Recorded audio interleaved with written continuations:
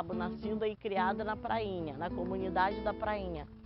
E a minha atividade com a pesca começou desde criança. Quem é nativo sabe disso, que cabista, como nós somos, eu me identifico como arraiana, tá? Cabista deixa para os meninos. Nós arraianos e arraianas, nós quando nascemos somos igual tartaruga. A primeira coisa que a gente faz é procurar o mar. E assim aconteceu, desde pequena, indo com meu pai, ele pescava na canoa e ele sempre me levava. E vendo também minha mãe com outras mulheres na praia, as crianças separavam o peixe e as mulheres salgavam, faziam o benefício da salga. E as crianças separavam as vísceras, que eram, tudo comia.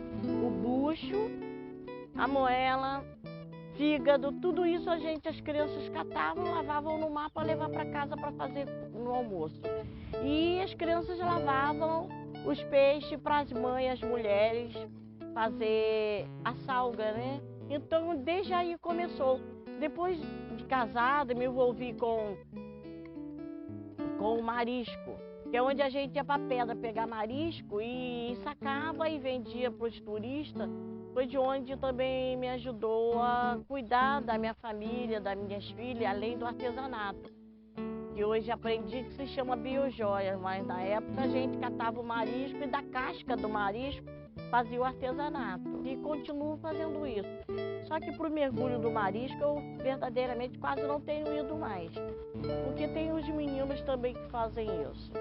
Mas continuo na mesma atividade. Agora indo mais participando paralelamente de reuniões para averiguar o direito, não só os deveres dos pescadores, mas também os direitos que todos nós temos e às vezes não nos é repassado, ninguém comenta, nós não sabíamos nada, agora estamos sabendo muita coisa através das reuniões, das participações ativas. Sobre essa minha versatilidade, né, em fazer várias coisas e aprender várias coisas, é porque a necessidade é quem faz o momento. Porque se você está trabalhando em algo, mas você vê que você tem maneiras de crescer dentro do que você faz, então você vai aprendendo outras formas de estar aumentando a sua capacidade, seu aprendizado, e aprender nunca é demais, né?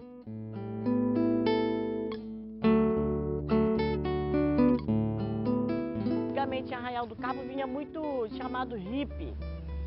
E esses hippies eram argentinos com ideias liberais.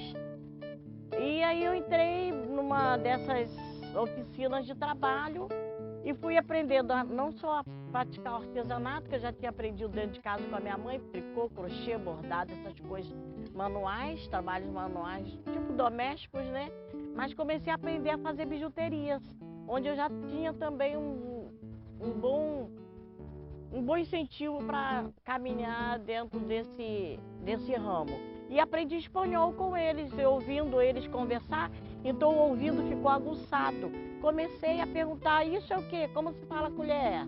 Como se fala geladeira? Comecei pelas coisas dentro do dia a dia. E o francês também, fui trabalhar com os franceses, os franco-brasileiros, que aí também aguçou minha curiosidade pelo idioma. E comecei a aprender com as coisas dentro de casa, perguntando como se fala tomar banho, chuveiro. Em inglês também, aí depois veio a história com uma professora maravilhosa que me indiciou assim, os primeiros passos. E eu gostei. E aí eu não posso ver um livro que eu quero saber o que está escrito, como se escreve, como se lê, como se pronuncia. Só falta colocar em prática, porque iniciação de outros idiomas tem. Levando em conta a história da mulher negra, a história do povo negro na sociedade brasileira, a gente sabe que essa questão da reparação ela não aconteceu da mesma instantinha que aconteceu, que a gente vem discutindo isso ao longo das décadas, através dos movimentos civis organizados dentro dessa temática. E existe uma grande defasagem e e ainda uma grande exclusão. Os números não favorecem. Isso vai trazer um ônus para a questão profissional. A gente acaba ocupando, né, aqueles serviços do tempo ainda da abolição, pós-abolição. Não que seja ruim, não que tire a dignidade de ninguém, mas a gente estava hoje vindo para cá, o trabalho estava me perguntando onde é que estão as nossas estrelas,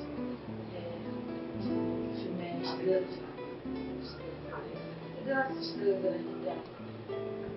Cadê nossos Will Smith da vida? Cadê esses?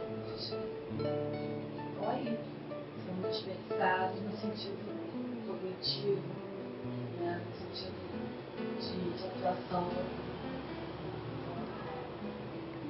É bem complicado, a gente ainda ocupa uma posição nessa pirâmide social bem desfavorável, muito próximo.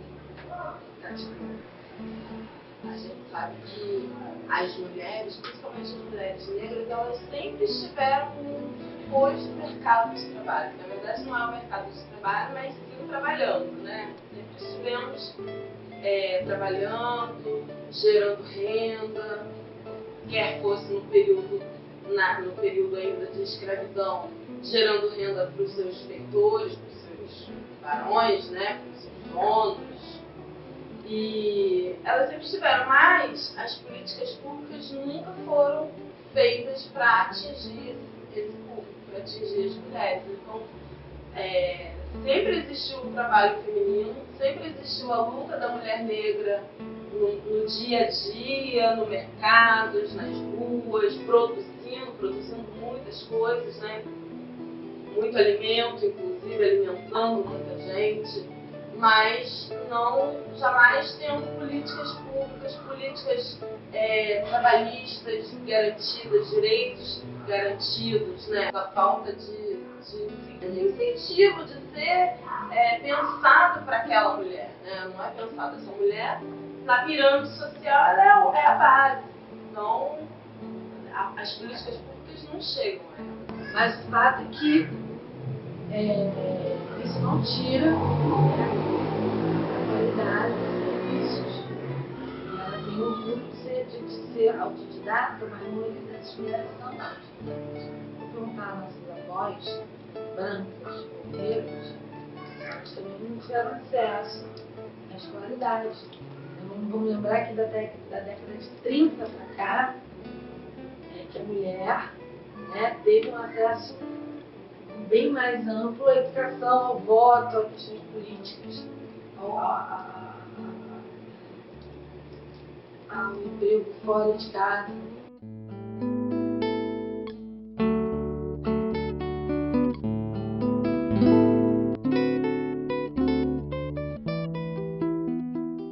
Sempre quis fazer atividades masculinas, eu queria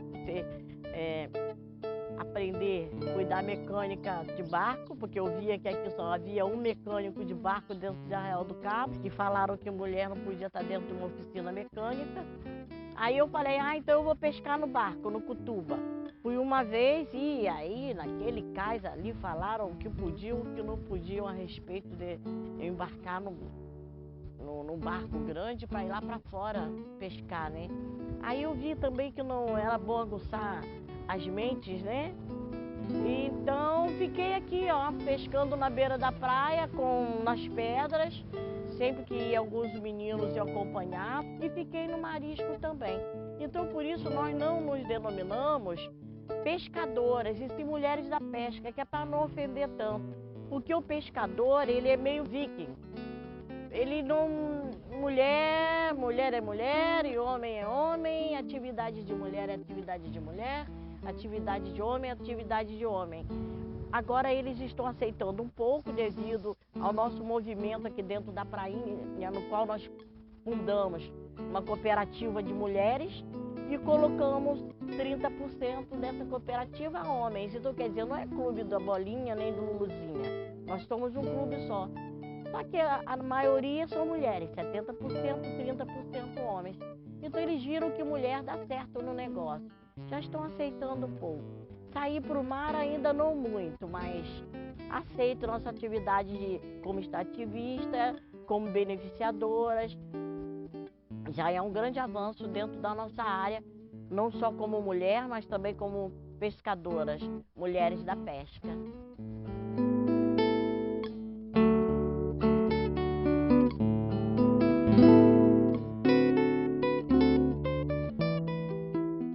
Esse beneficiamento, ele não tem sexo, ele tanto faz feminino quanto masculino. Aqui na prainha, principalmente, é uma área, eu falo que é o polo do beneficiamento da pesca. Todo Arraial do Cabo agora está fazendo esse tipo de beneficiamento, não vendendo peixe somente assim, in natura, com víscera e tudo mais. Mas existem muitas mulheres que trabalham nessa área, muitas mulheres, porque o homem sai, pega o peixe e deixa lá na geladeira, na pia. Não querem. É um tipo de mão de obra que a maioria das pessoas não querem. E você me perguntou se nessa área da pesca também existem mulheres, como que nem eu, existe aqui na prainha mesmo mulheres que fazem, maioria das mulheres, inclusive até mulheres que embarcam e saem para pescar. O progresso e a necessidade, né, familiar, elas foram para outro tipo de trabalho, mas volta e meia estão lá na pedra pescando ou então embarcando mesmo para buscar o peixe, e tudo isso para melhorar a renda familiar.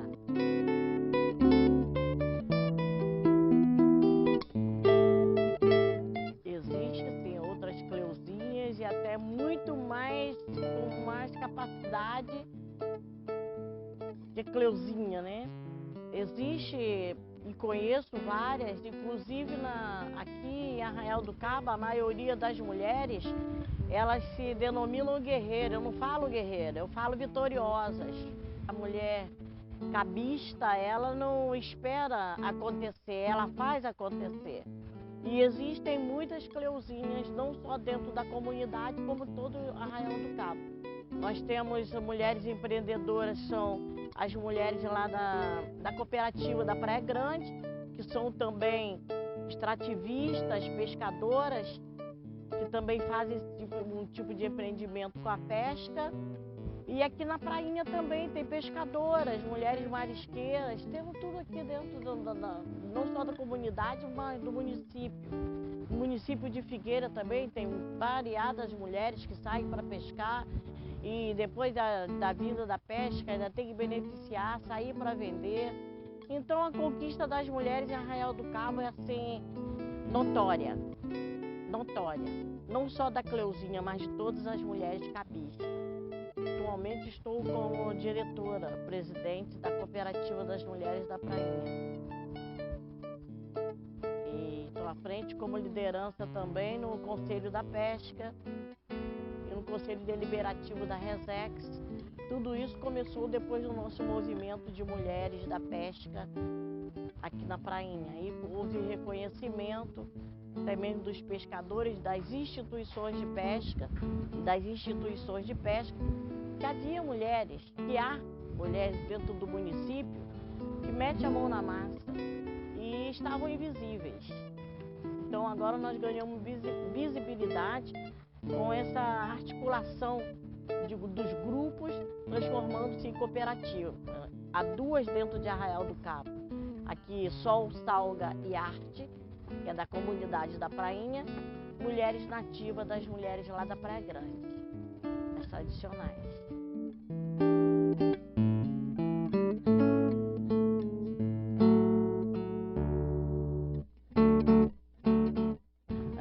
A cooperativa começou em 2014 com a necessidade que senti das pessoas aqui da comunidade de aumentar o seu trabalho, não a renda, porque trabalho nós sempre tivemos muito, mas só que a renda precária. Então eu sempre ficava pensando e meditando Senhor, o que eu posso fazer pela minha comunidade, mudar esse quadro para melhor, né? Mudar para melhor. Porque todas as pessoas, quando quando me encontravam ou me ligavam, perguntavam: Cleuzinha, preciso de uma babá, lá você não sabe ninguém? Cleuzinha, uma SG, você não sabe ninguém? Cleuzinha, uma empregada doméstica. Não que esse tipo de emprego, de trabalho, ofenda ninguém, mas aqui na prainha existem mulheres, homens, branco, negro, mulato, que seja, que sabe fazer outra coisa, sabe ler e escrever, mas não nos dão oportunidade, porque é a comunidade, estão vindo da comunidade e acham que ali todo mundo só sabe salgar peixe, beneficiar, fazer filé, beber cachaça e tocar samba. Também gostamos muito disso, só que ali todo mundo também sabe ler e escrever. Ali tem advogado, aqui nós temos advogado, contador, administradores, professores. Então foi vendo essa necessidade que eu pensei assim, e para as pessoas, para nós sermos ouvidas, para nós requerermos os nossos direitos, para nós sermos vistas, porque até então nós éramos invisíveis, formamos um grupo. E aí a necessidade de formar desse grupo uma cooperativa. Por que cooperativa? Porque cooperativa tem fins financeiros e a associação não tem fins financeiros. E o nosso propósito sempre foi melhorar a renda da população. Então a nossa cooperativa não é uma cooperativa de 20 pessoas, a nossa cooperativa é a cooperativa da prainha. Existem 20 cadeiras, 20 lideranças, mas toda a comunidade da prainha está envolvida nessa nossa cooperativa, porque nós pensamos num todo. Quando a gente fala da arte, nós falamos no resgate da cultura da arte, do pescador de fazer a sua rede, na cultura da arte do mestre Ninil ensinar as crianças a bateria, a percussão, que é o que a prainha sabe fazer, muito samba, a arte da poesia, da literatura, que aqui na prainha tem muitas pessoas que sabe, escrevem, tem pessoas escrevendo livros, fazendo o levantamento da nossa história. Quando eu penso na salga, estamos fazendo o resgate da salga do peixe. Quando a gente pensa no sol, é o que a sol nos proporciona no dia a dia, que vem iluminar a nossa praia, para que nós possamos dar andamento a nossa vida, a todas as nossas causas, tudo objetivo realizado aqui no planeta Terra, né?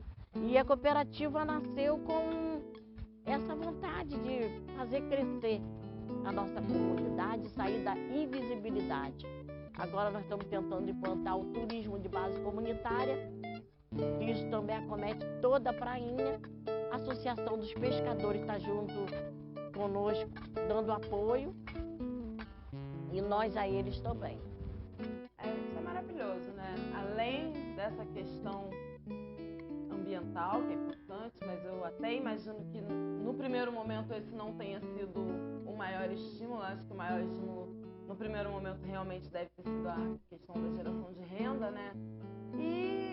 E também vejo essa coisa de extravasar, né? Extravasar as emoções, extravasar todas essas questões. Aquilo que eu falei dessa força interior, ela também vai surgir em forma de artesanato, em forma de arte, em forma de literatura, como era a Carolina de Jesus, em forma de biojoias maravilhosas, como é o caso da Cleuzinha. A importância da geração de renda e esse aflorar, né, da arte dela. Mas, principalmente, a importância que provavelmente ela vai ter, se não agora, talvez ela nem saiba, mas em algum momento mais para frente, de fortalecer outras mulheres em cooperativa, nessa cooperativa e em outras cooperativas, né? A gente sabe que há pouco tempo atrás, por preconceito, por machismo, por mil outras questões de mitologia, ou seja lá do que for, as mulheres sequer podiam entrar num barco, não podiam pescar, não podiam, né? Não eram elas que tinham essa prática. E hoje em dia elas estão aí empoderadas, pescando, se unindo, conseguindo estar organizadas, né? Vão provavelmente se desenvolver cada vez mais. E a gente sabe que existem outras mulheres em outros lugares de Arraial também pescando e que provavelmente também estão organizadas. E que não elas estarem juntas, né? Por que não essas mulheres, umas com mais experiências, outras com menos experiência, se unirem? Eu acho que seria muito rico para a pesca em Arraial, para a força dessas mulheres que estão organizadas, para essas instituições, se Prainha, Praia Grande, Praia dos Anjos, outros, todas as mulheres pescadoras de Arraial puderem trocar, fazer atividades juntas, vai ser sempre muito bom, muito enriquecedor.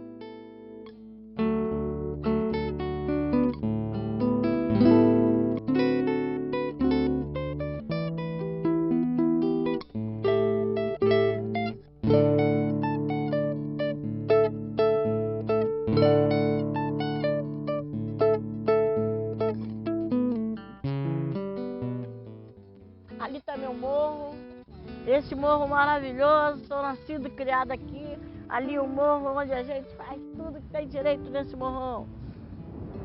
Isso que eu gostaria de levar o turista para ver, ó, o morro, a nossa vida como é dentro de Arraial do Cabo. Aqui é o Arraial do Cabo, aqui é o Arraial do Cabo. Aqui que o turista tem que ver e ver o verdadeiro. Não vou dizer que os outros são falsos cabistas, mas aqui tá a luta do cotidiano, aqui se vê o preconceito que Arraial do Cabo tem em relação a essa comunidade. Aqui vocês vão notar a diferença de todo o Arraial, as outras áreas todas bem urbanizadas, e Arraial e a Prainha, nada.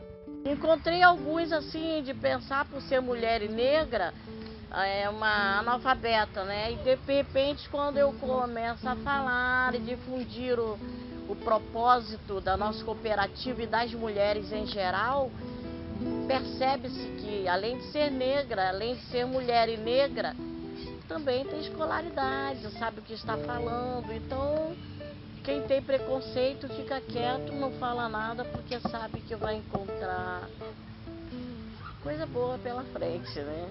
Bom, eu sou do morro, né? Sou lá do Morro da Cabocla. Antigamente, no meu tempo, era conhecido como Morro da Coca-Cola. E eu cresci lá, né?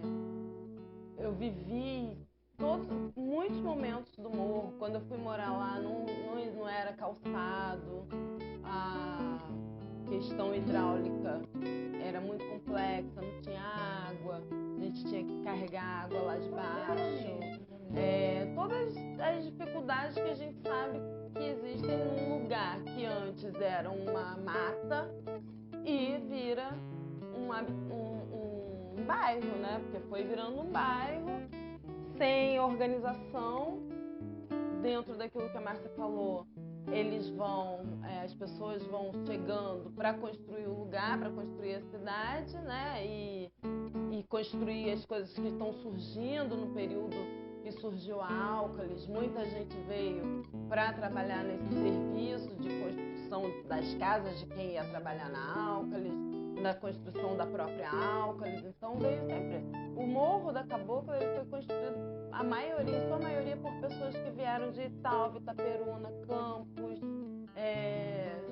essa região ali, né? Principalmente Campos, muita gente de Campos. Então, são pessoas que saíram dos canaviais, muitas pessoas saíram dos canaviais, ou os seus descendentes, né? Seus antepassados são dos canaviais. Então, são famílias que foram se estabelecendo em Arraial, que era uma cidade historicamente branca, né? Porque houve um extermínio indígena local, e aí, antigamente só existiam 2 bairros, era Prainha e Praia Grande.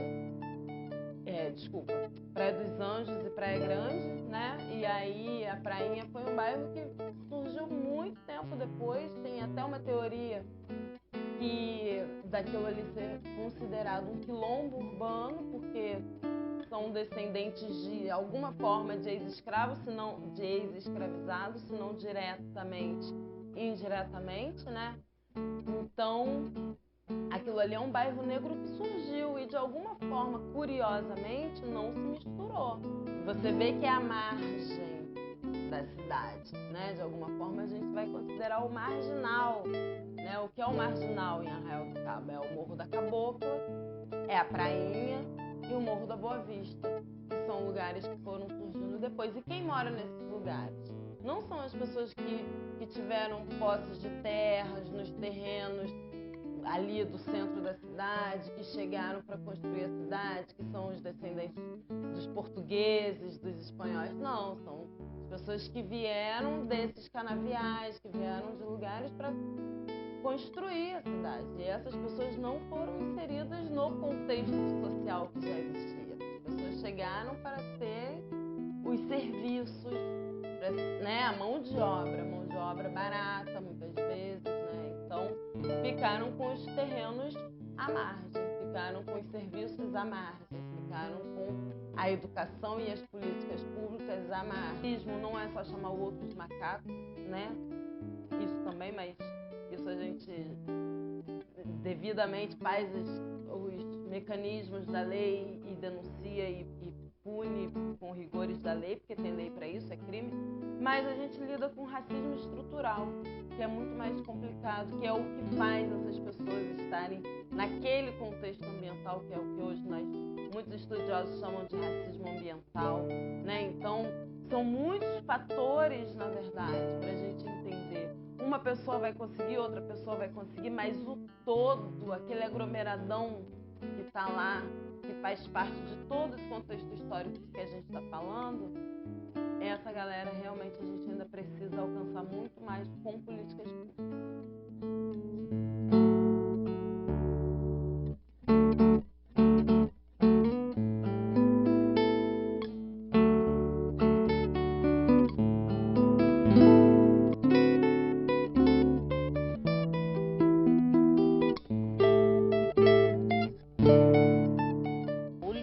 Nossa gastronomia local partiu da necessidade de mostrar ao público a nossa gastronomia, como a nossa comida antiga, né? Com peixe, derivado do peixe, não só salgado, como também do peixe fresco, que estava esquecida. O peixe com legumes, um lato velho, o lambe-lambe, que é o marisco com arroz, tudo feito com urucum, alguns feitos com algumas plantas da restinga, que também se empregava muito nas comidas, e muito legumes, farinha, sabe? Pirão de peixe com banana, usava-se muita banana nas comidas, porque o peixe, por ser salgado, aí colocava um pouco a banana e criava aquela coisa meio acre-doce. O nosso resgate não para só da cultura, pela gastronomia, não. Como eu te falei, na arte, do samba, do folclore, do artesanato, do fazer rede, porque também hoje quase não tem mais ninguém que faz rede dentro de Arraial do Cabo. E é isso.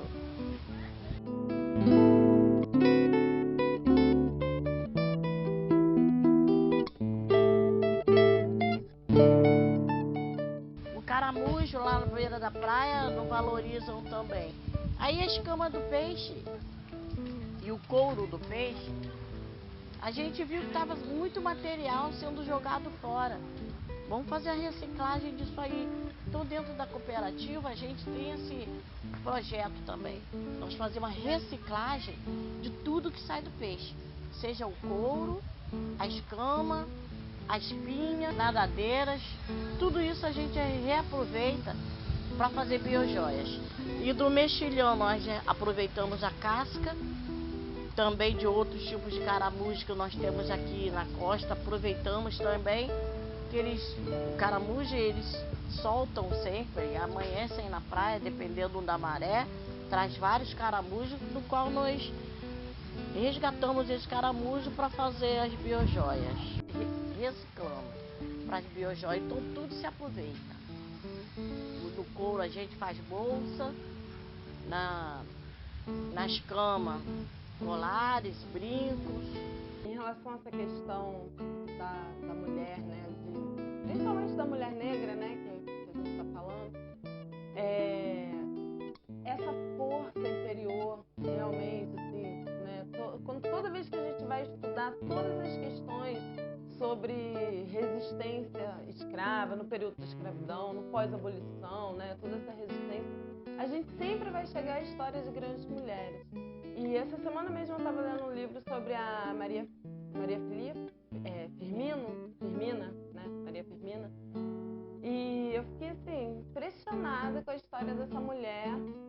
período, ainda no auge da escravidão, né? Ela escreveu um romance, que foi o primeiro romance, e ela era, naquele primeiro momento, reconhecida naqueles meios acadêmicos e literários, né? Com aquela força, e os textos dela eram abolicionistas, né? Ela foi a primeira pessoa que escreveu e colocou os negros como seres pensantes, como seres que estavam ali criticando aquele contexto que eles estavam vivendo, né? Que normalmente a gente vê outras literaturas que não vão dar essa ênfase ao negro como pessoa, como ser pensante, como atuante, militante dentro daquele contexto.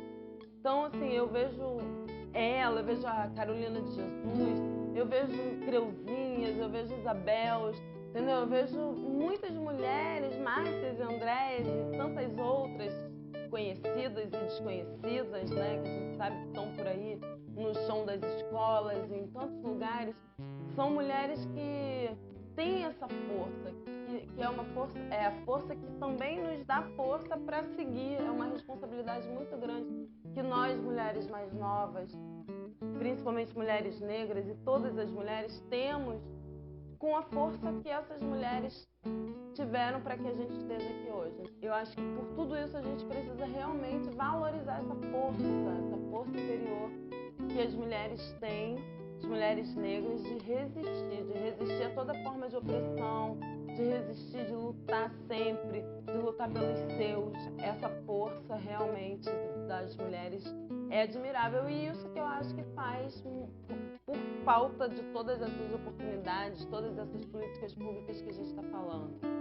E, unido a essa força interior, eu acho que gera essas mulheres autodidatas, essas mulheres com seus saberes, que muitas vezes são saberes ancestrais, que vem com elas, está ali, está na veia.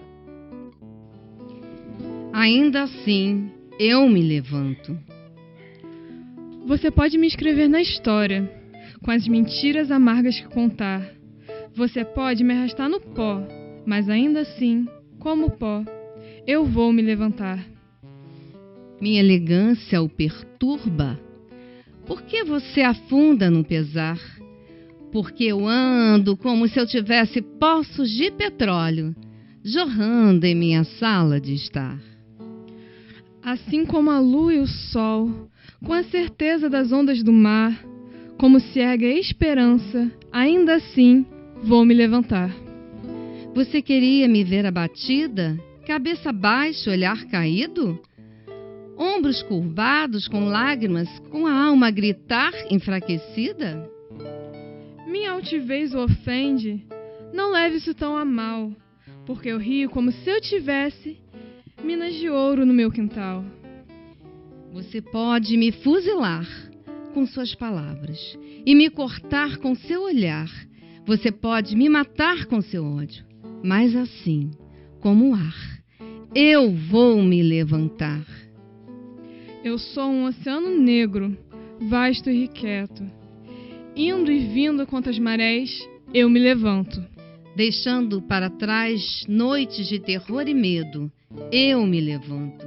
Em uma madrugada que é maravilhosamente clara, eu me levanto. Trazendo os dons que meus ancestrais deram, eu sou o sonho e as esperanças dos escravos. Eu me levanto, eu me levanto, eu me levanto.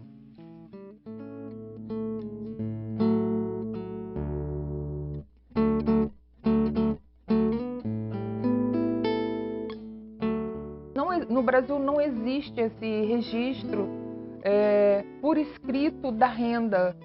Eu acho muita coisa na internet de livros em francês, em inglês, espanhol, em grego, e eu baixo só as imagens, porque eu preciso só das imagens, só olhar um exemplo e faço o meu desenho da renda. Como antigamente o aprendizado da renda era passado de mãe para filha, é um universo quase que exclusivamente feminino. Então eles passavam o conhecimento de mãe para filha da renda.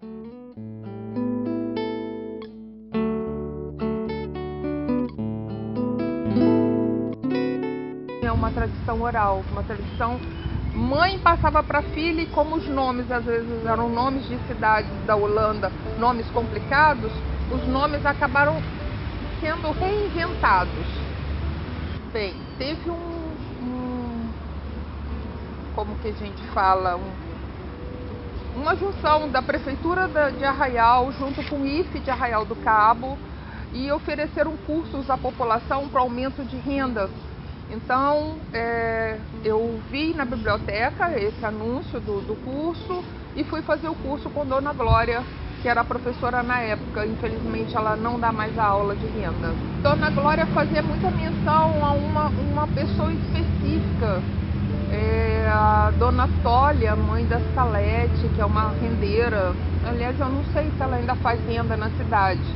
Dona Tólia já é falecida, e Dona Ilza também, que mora aqui na Prainha, a Mã, que é outra rendeira também.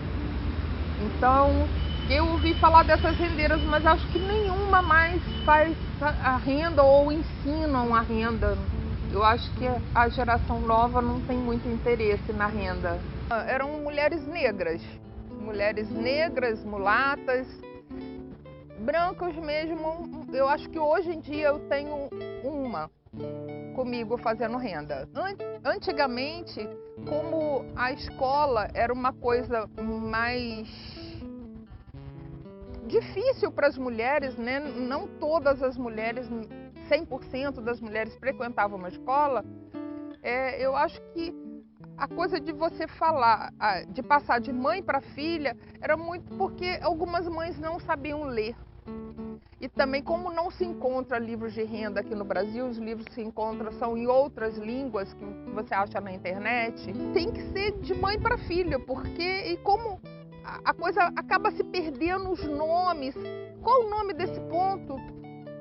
Sei o nome desse ponto, não lembro mais o nome do ponto. Às vezes era o nome de uma cidade na Holanda que a pessoa não sabe nem reproduzir o som do nome da cidade. Então, vamos botar um nome aqui, parece com uma tracinha, então vai ser tracinha. Então, o mesmo ponto que aqui no Brasil, no Nordeste, é conhecido por um nome, no Sudeste, no Sudoeste, ou no Sul mesmo, é conhecido por outro nome, porque é o dente de cachorro, a tracinha, o coqueirinho, a bolinha.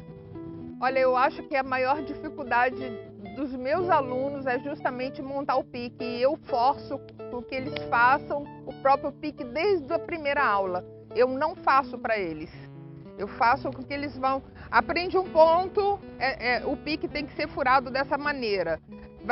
Aprende o segundo ponto e depois mistura os dois. Então você tem que saber dividir como que você fura e que ponto. Eu falo para que anotem, aqui é ponto tal, aqui é ponto tal, para que eles lembrem como que é e como que faz.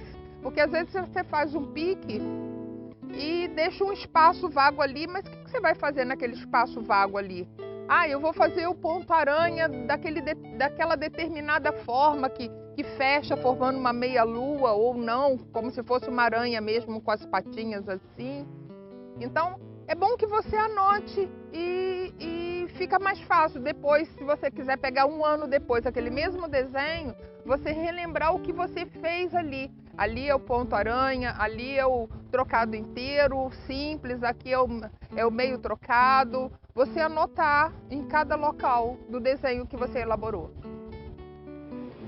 Eu lembro quando eu era criança, lá em Arraial, e sempre nas atividades da escola, né, fazer pesquisa sobre a história de Arraial, a gente tinha que buscar a história sobre a renda de bico, sobre as rendeiras. Muitas vezes a gente tinha que ir até a casa de umas, a maioria das vezes, quando eu era criança, elas já eram senhoras, e a gente ia, quando dava, a gente entrevistava, né, tal, e fazia essa pesquisa com elas. E eu lembro que era muito raro, assim, não tinha rendeira como tem hoje. Eu posso ligar para a Isabel, mandar um WhatsApp para a Isabel, e elas não eram acessíveis porque elas já eram muito senhoras. E aí a história que eu ouvia, principalmente delas, era essa, que elas falavam até, mas as netas não querem aprender, né? E aí era essa coisa justamente desse rompimento ali da tradição oral, da oralidade, né? Da continuidade desse saber. E aí, durante um tempo, isso foi sumindo. As rendeiras foram, pode dizer assim, sumindo. E aí, só com o surgimento de instituições de ensino que foram desenvolvendo, buscando isso, fazendo esse resgate. E aí, hoje tem aula disso, tem a Isabel, tem esses mecanismos que se pode, e provavelmente imagino que até hoje tem pessoas mais novas já tendo interesse, talvez.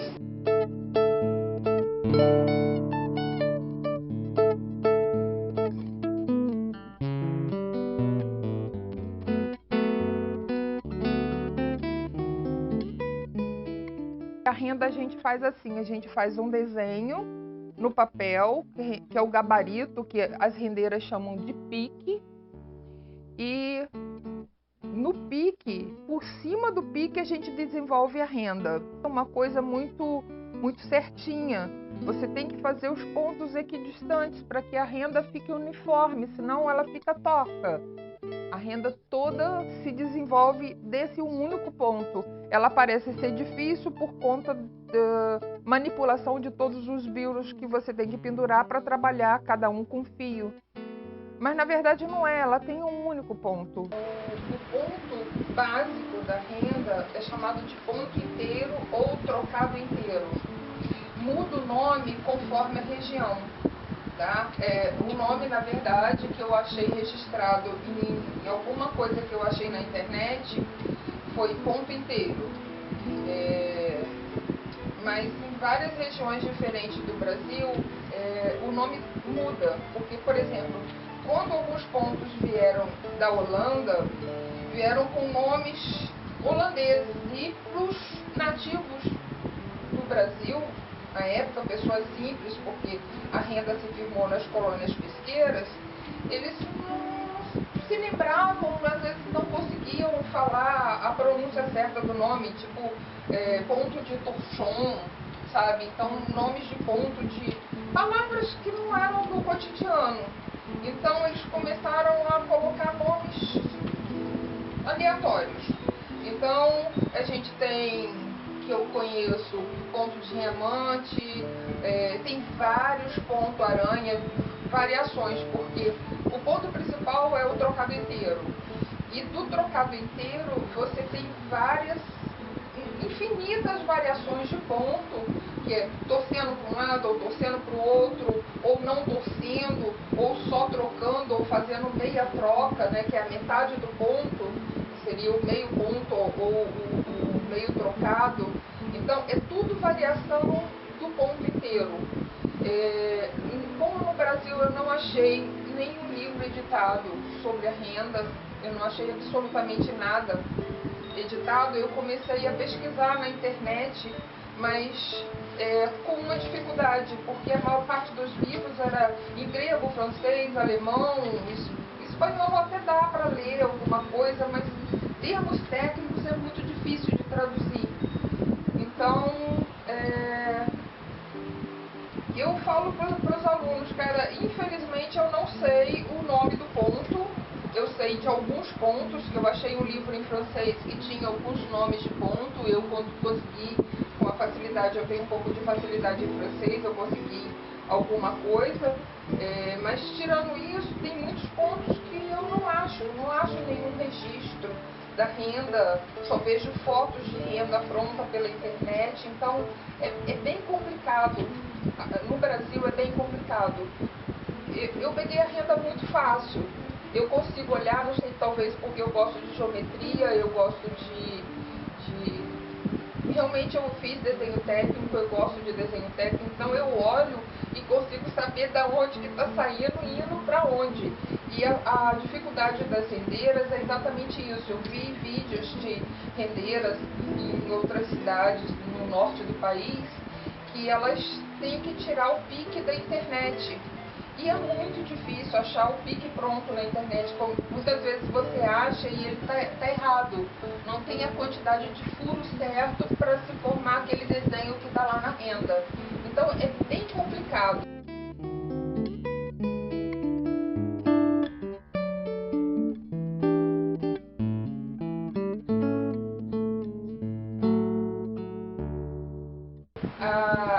Várias alunas minhas falam que eu tenho alunas que já faziam renda antes de mim, há 6, 8 anos, e elas falam, Isabel, essa facilidade que você tem de olhar uma renda, de olhar uma foto na internet, saber desenhar, e saber fazer, e saber montar, e saber olhar o ponto que você nunca fez e saber como se faz, é uma coisa que veio de outra encarnação. Não é possível que isso tenha vindo de agora, porque na verdade eu tive 8 meses de aula de renda. Eu continuei sozinha, porque eu já tinha comprado várias coisas, eu falei, não vou parar. E as outras alunas viam que eu conseguia fazer coisas que elas estavam há anos já na renda e não conseguiam fazer. Então começaram a me pedir ajuda. Isabel, me ajuda aqui, como é que eu faço aqui? Isabel, você lembra como faz aqui? E na verdade elas falaram, pô, Isabel, cara, começa a cobrar, que a gente não tem mais cara de pau de ficar te pedindo ajuda sem te pagar nada. Começa a cobrar porque a gente quer ter aula com você. Aí eu comecei a dar aula. Um saber, um fazer tão tradicional que é pontos, fazer pontos, né? Tecer rede, unir linhas. Isso é encontrado em toda civilização, né? Estudos das civilizações do planeta. Então eu acredito muito que no invisível, mais uma vez me importando aí ao sentir conhecer, né? Que antes de ser o que a gente é, tem uma questão, né, do invisível. A gente realmente não sabe. E é uma questão de acreditar, né, que quem veio antes, né, as gerações anteriores, fazendo que esses saberes ainda permaneçam nas gerações que vêm depois. Aí você vê crianças de periferia, né, crianças pequenininhas, fazendo o mesmo gestual de dança que aquelas mulheres da década de 70. Porque aquelas criancinhas não pesquisaram falante. Então essa questão ancestral, que não estou falando ancestral em relação às mulheres da década de 70, é o que traz de corporidade e de conhecimento em nossos DNAs, né? Que está na gente, esse invisível, a gente não sabe nem o que é o código genético de fato, que parada é essa. Então assim, eu acredito de fato que a gente traz coisas, vivências que a gente não conhece. Também acredito que a gente, com certeza, é um conjunto dessa construção, né?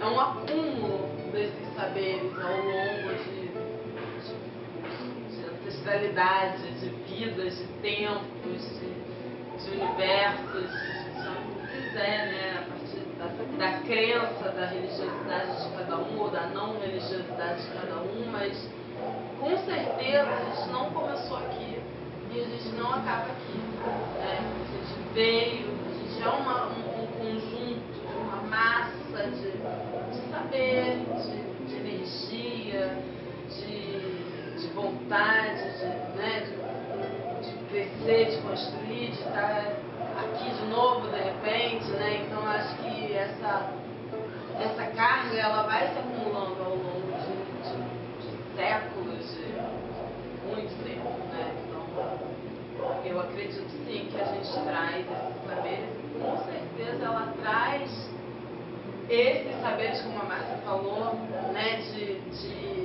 De acúmulo de linha, de manipular linhas, de manipular tecido, de manipular os fios, né? Isso é ancestral, com certeza ela traz e vai transmitir essa carga, né? No futuro, com certeza. Então, acho que a gente está aqui de passagem, mas a gente recebe e deixa.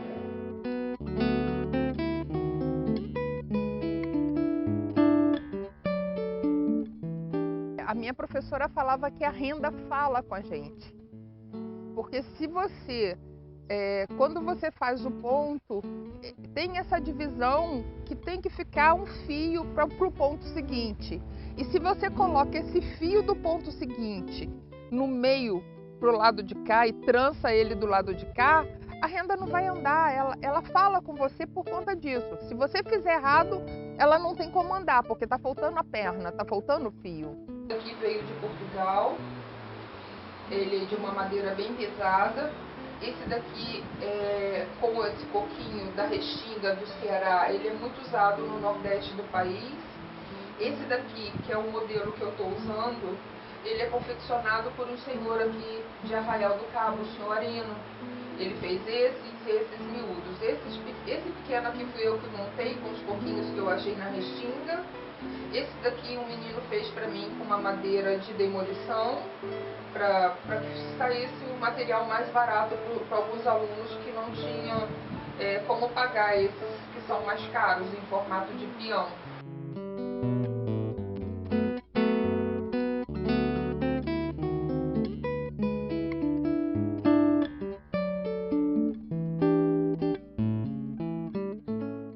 A renda, ela tem muito a ver com o mar.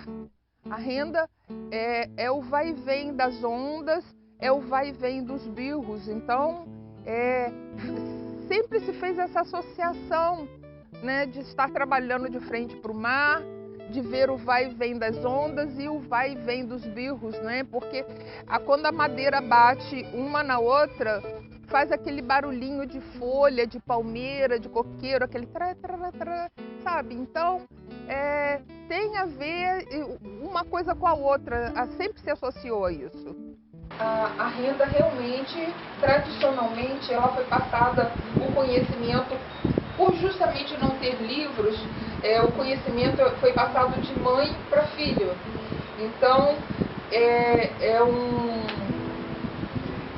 a predominância é feminina, apesar que eu tive 2 alunos homens no ano passado, e a predominância também são pessoas de descendência africana, várias pessoas são pessoas pobres, porque a renda veio como um complemento de renda para essas famílias, porque o marido saía para pescar, as esposas ficavam nos afazeres da casa e na parte da tarde era um complemento da renda, elas iam fazer a renda para vender como um complemento dessa renda familiar. Então, a maioria das pessoas que eu conheço aqui em Arraial são pessoas de descendência negra. As rendeiras que eu conheço de Arraial moram realmente na Praia dos Anjos e na Prainha. Todas são pessoas mulatas, pessoas negras, todas. Eu não conheço, acho que uma rendeira de pele bem clara, a dona Ilza, mas todas praticamente mulheres de pescador. Mas eu morei em Arraial e vi, né, a coisa ressurgindo no sentido de resgate, né, como se fala. Entendo que as tradições orais são importantes para que a gente tenha em circulação tradições que não são contrárias à contemporaneidade. Não devem negar entre elas, né? Então, essa história da oralidade, né, a gente, a minha tia criou, nós estamos estudando um texto sobre Tiqui Coiatê, que é um griot. Existem mais de 100 famílias de griots, tendo a família Coiatê. Então ele diz que se você quer saber para onde ir, lembre de onde você veio. A tradição oral é importante até para a gente saber os rumos que a Ema Civil pode tomar.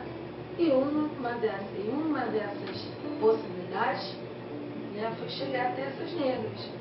Talvez até por conta da Isabel. Ser negra é uma identidade, uma representatividade. Hoje a gente busca representatividades afirmativas na negritude, né? Que é o que isso sabe, então, a nossa amiga pescadora, a Isabel, elas podem atrair outras gerações de mulheres ou até mesmo contemporânea a ela, de mesma idade, que estude a Rennes Bill, né? Passe a fazer a Rennes Bill. Então, acho que é isso. Você olhando para trás, você enxerga as possibilidades para o futuro. Então, acho que a pilotagem, a moralidade nos leva por esse caminho. Eu acho que hoje, talvez, esse olhar empreendedor, a importância das cooperativas, a importância dessa organização, com essa organização que elas podem vir a ter, né, na cooperativa, junto às pescadoras, e elas produzindo seus saberes, seus fazeres, buscando esse resgate na tradição oral, mas ao mesmo tempo em parceria com instituições acadêmicas. Então, eu acho que esse mecanismo é fundamental para não só conseguir fazer o resgate, não só da renda de bio, como muitas outras manifestações também. Mulher fenomenal. Lindas mulheres indagam: onde está o meu segredo? Não sou bela, nem meu corpo é de modelo. Mas quando começo a lhes contar, tomam por falso o que revelo. Eu digo: está no alcance dos braços, na largura dos quadris, no ritmo dos passos, na curva dos lábios. Eu sou mulher, de um jeito fenomenal. Mulher fenomenal. Assim sou eu. Quando um recinto adentro, tranquila e segura, e um homem encontro, eles podem se levantar ou perder a compostura e param ao meu redor como abelhas de candura.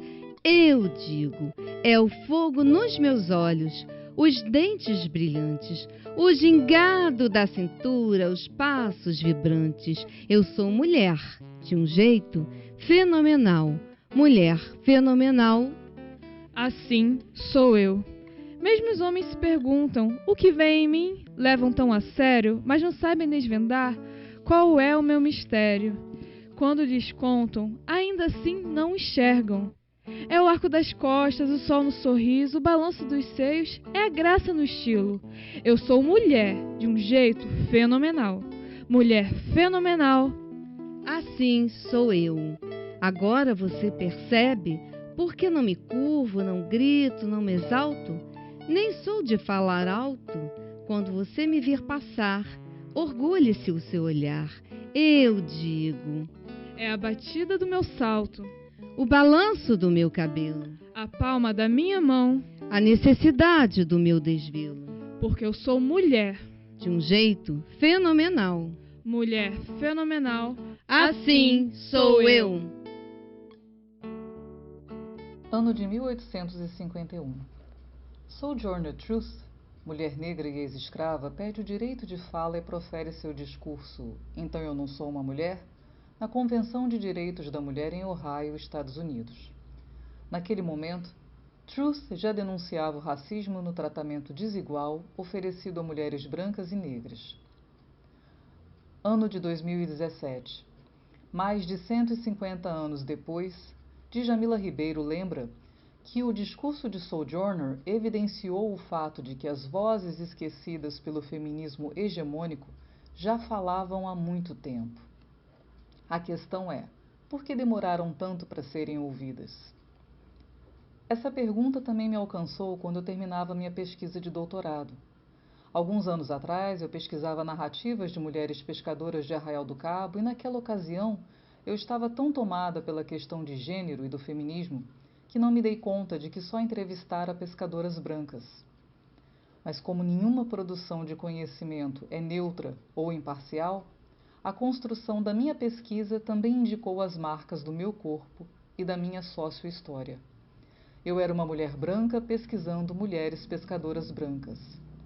Foi preciso o olhar e o crivo de uma mulher negra, a professora doutora e pesquisadora Glenda Mello, na banca examinadora da minha tese, para eu perceber que meu trabalho estava incompleto. Digo isso porque há muitas décadas, seja nas ruas, seja na vida doméstica, mulheres com brilho de azeviche já estão trabalhando, lutando, transgredindo, inovando, produzindo, transbordando criatividade, coragem e inventividade na lida cotidiana. Todavia, elas ainda não alcançaram a devida visibilidade ou reconhecimento social. Digo que elas ainda não alcançaram visibilidade porque a história dos movimentos sociais mostra que a maioria das conquistas já alcançadas foi fruto de muita luta e resistência. Nada foi dado de graça, nem foi feito nenhum favor. Terminada minha pesquisa, entendi que eu precisava ouvir outras narrativas e aprender com outras vozes. Comecei a participar de coletivos populares e a me aproximar de movimentos sociais. E em 2018, nasceu a ideia de fazer um trabalho audiovisual trazendo protagonismo para a mulher negra na cultura de pesca em Arraial do Cabo. Para representar a mulher negra nessa cultura, escolhi duas queridas ex-alunas minhas, Cleuzinha, como mulher da pesca, e Isabel, como rendeira de bilros. Ainda nesse caminho, tive a alegria de encontrar duas pérolas, que muito colaboraram em todo o processo de criação do roteiro, filmagem e edição do filme. As alunas Bebel e Rafaela. Juntas, nós três aprendemos muito, ouvindo, conversando, rindo e nos emocionando com nossos protagonistas. O que nos fica evidente depois desse filme é que o trabalho e as histórias dessas mulheres precisam ser reconhecidos e valorizados. Em um momento em que tanto se fala em sustentabilidade ambiental, o trabalho de criação das biojoias de Cleuzinha surge como uma prática econômica ecológica e consciente, uma importante iniciativa para a utilização de resíduos da pesca antes descartados, e que, junto às atividades promovidas pela Cooperativa de Mulheres de Pesca da Prainha, podem favorecer a justiça social e ambiental, assim como a gestão sustentável.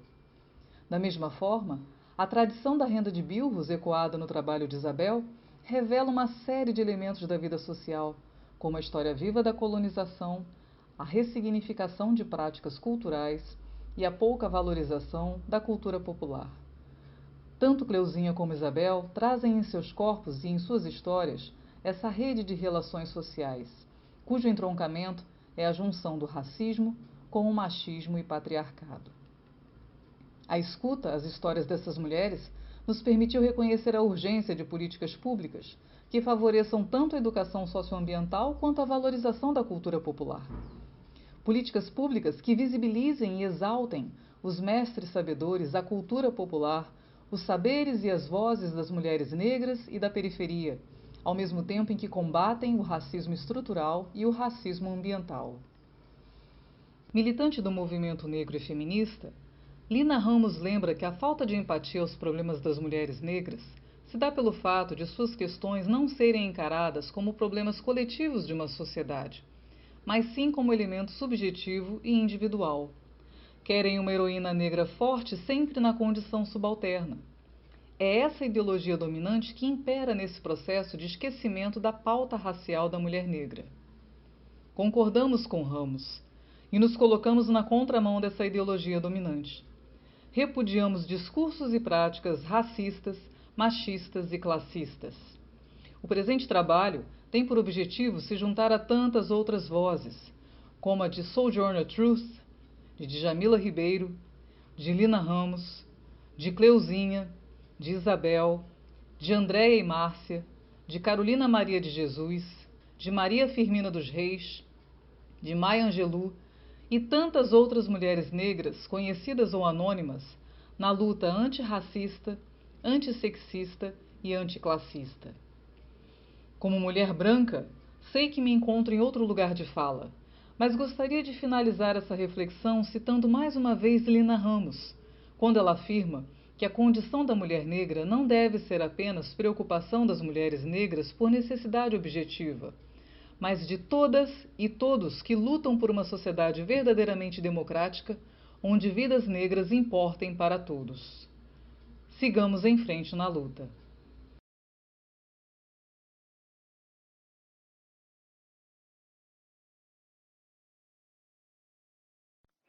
Da madrepérola. Mas isso aqui também ventilador, madrugada toda, não gosto não, mas tá muito quente lá, né?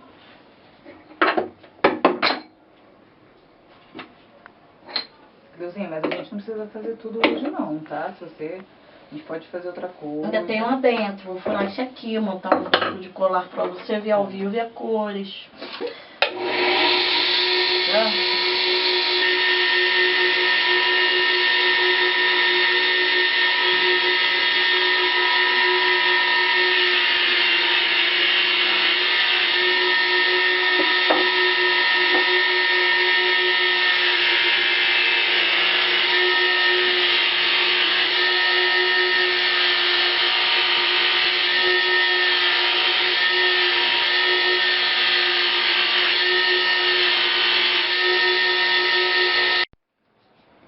biojoias.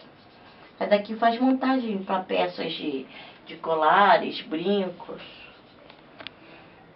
Ou se não usa a peça inteira.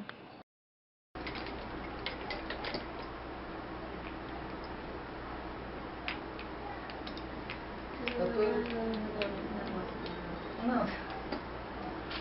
Era e não era. Agora ele parou. Mas engraçado, você sabe que umas informações que eu não lembro de aparecer? Será que isso aqui? Ah. Ela, mas eu também sou de lá. Quem é teu pai? Eu falei, Zenildo. Ela falou, não acredito que você é filha de Badinho. Nossa, eu era vizinha dele. A sua avó fazia renda, você não sabe? Eu falei, não, nunca vi.